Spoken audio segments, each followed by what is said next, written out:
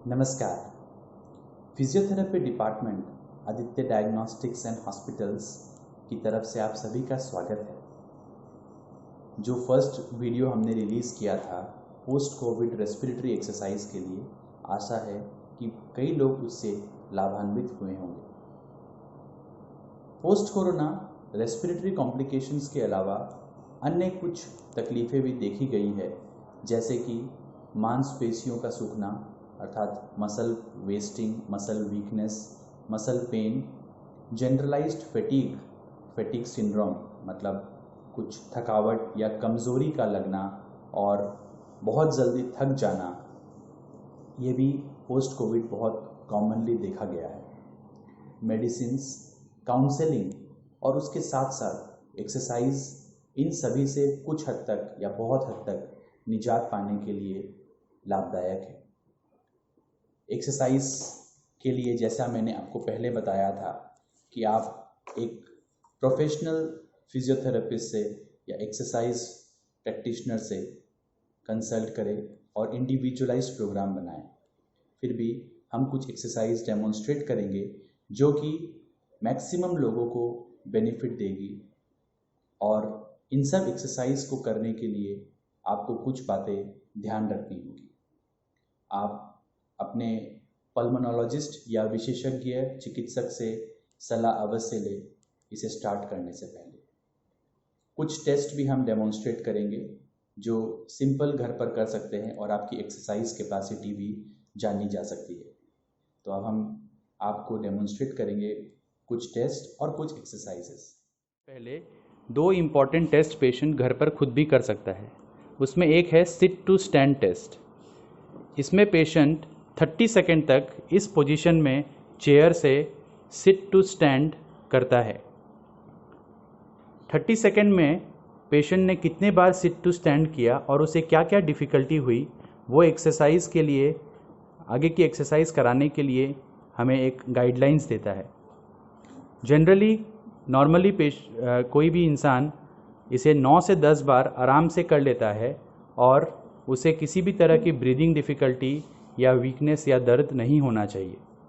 अगर इसके बाद पेशेंट की स्पीड कम हुई है, जो कि पोस्ट कोविड के बाद देखा जाता है, या फिर उसके पैरों में वीकनेस या पेन स्टार्ट हुआ है, या फिर बहुत ब्रीदिंग डिफ़िकल्टी हो रही है या सांस फूल रही है, इसका मतलब है कि उनकी कैपेसिटी कम हो चुकी है और उसके अनुसार ही उन्हें एक्सरसाइज दिया जाता है। सेकेंड एक्सरसाइज में पेशेंट 6 मिनट तक एक स्टिपुलेटेड एरिया पर वॉक करता है।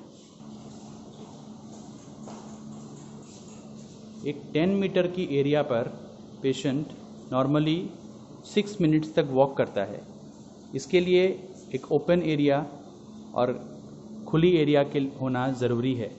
अगर पेशेंट कोई वॉकिंग स्टिक या वॉकर यूज़ करता है तो ये टेस्ट भी उसी के साथ ही करानी चाहिए। 6 मिनट में पेशेंट कितने फीट या कितने मीटर कवर करता है और उसका सैचुरेशन, जो कि हम ऑक्सीमीटर से चेक करते हैं, बिफोर वॉकिंग और आफ्टर वॉकिंग में कितना डिफरेंस आ रहा है, उससे भी एक्सरसाइज कैपेसिटी के बारे में पता चलता है। जो कि पोस्ट कोविड एक पेशेंट स्टार्ट कर सकता है, ताकि muscle weakness, muscle wasting, muscle pain, stiffness और जनरल फैटीग से वो कुछ हद तक उसे आराम मिलेगा। ये एक बेसिक फॉर्म ऑफ एक्सरसाइज है और इसकी एडवांस्ड एक्सरसाइजेस बाद में दिखाई जाएगी। एक्सरसाइजेस, फर्स्ट एक्सरसाइज में पेशेंट सुपाइन पोजीशन अर्थात लेटकर एंकल टो मूवमेंट्स करता है।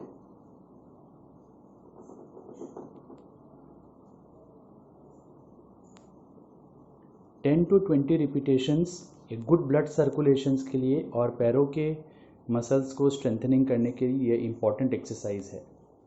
इसके बाद पेशेंट दोनों पैरों को मोड़ता है और कमर को दोनों तरफ घुमाता है। इसे ट्रंक रोटेशन भी कहते हैं। बहुत दिन आईसीयू में रहने से या बेड पर रहने से एक स्टिफनेस आ जाती है, उसके लिए ये इम्पॉर्टेंट एक्सरसाइज है। इसके बाद इसी पोजीशन पर पेशेंट अपने कमर को लिफ्ट करता है और 3 to 5 सेकेंड नॉर्मल ब्रीदिंग करते हुए उसे होल्ड करता है। इसे ब्रिजिंग कहते हैं। इसके बाद पेशेंट पेट के बल लेट जाता है। जैसा कि मैंने पहले बताया था कि पेट के बल लेटना अपने आप में ही एक बहुत अच्छी एक्सरसाइज है लंग्स को एक्सपेंड करने के लिए। आधे घंटे से 1 घंटे तक, यहाँ तक कि 2-2 घंटे भी प्रोटोकॉल्स है जिसमें पेशेंट को पेट के बल लेटाया जाता है आईसीयू में, वार्ड्स में, ताकि उनका लंग एक्सपांड हो और कफ क्लियर हो और उनकी ब्रीदिंग कैपेसिटी बेटर हो। एक्सरसाइज वाइज पेशेंट पेट के बल लेटकर अपने चेस्ट को लिफ्ट करता है। इसमें वो इस तरह भी कर सकता है और दोनों एल्बोज के सपोर्ट पर भी लिफ्ट कर सकता है और 10 सेकेंड्स इसमें होल्ड करता है और 10 बार इसे रिपीट कर सकता है। इसके बाद पेशेंट बैठकर अपने पैरों को सीधा करता है, जो कि हमारे क्वाड्रिसेप मसल्स के लिए इम्पॉर्टेंट एक्सरसाइज है।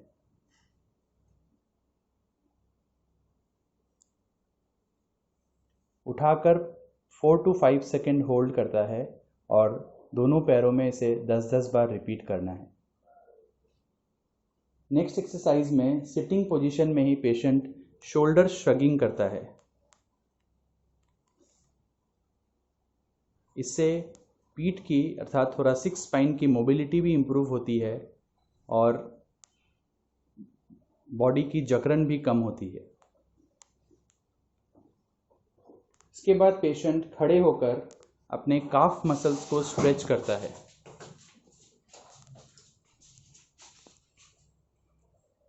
जिस पैर का मसल स्ट्रेच करना है वो पीछे रहता है और आगे वाला पैर को बेंड करके वो पीछे वाले मसल पर 10 से 20 सेकंड तक स्ट्रेच कर सकता है। इसमें पेशेंट आगे में वॉल का सपोर्ट भी ले सकता है। इसी पोजीशन में विद सपोर्ट पेशेंट अपने हील और टो को लिफ्ट करता है। 4 to 5 सेकेंड होल्ड दोनों पोजीशन में स्टैंडिंग में पेशेंट इसे करता है।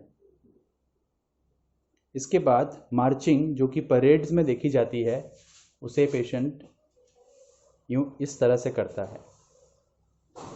ये एक्सरसाइज भी जनरल मोबिलिटी के लिए, बैलेंसिंग के लिए बहुत इम्पॉर्टेंट है। इसे करने के लिए भी पेशेंट सपोर्ट ले सकता है। सपोर्ट के साथ पेशेंट मिनी स्क्वाट्स भी करता है।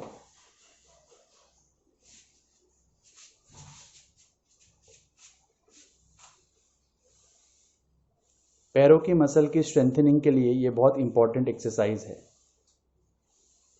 अगर उसे बैलेंस में दिक्कत हो रही है या कमज़ोरी हो रही है तो वो हाथों को किसी टेबल पर सपोर्ट करके भी स्क्वेटिंग कर सकता है।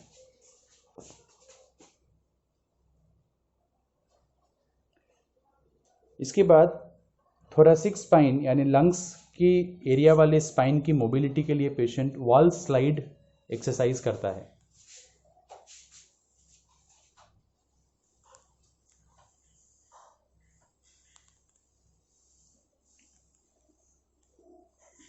सभी एक्सरसाइज में ब्रीदिंग बिल्कुल नॉर्मल होनी चाहिए और सांस रोकनी नहीं चाहिए।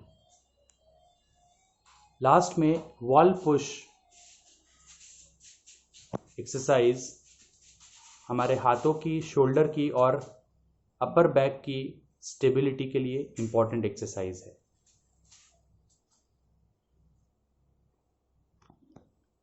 धन्यवाद।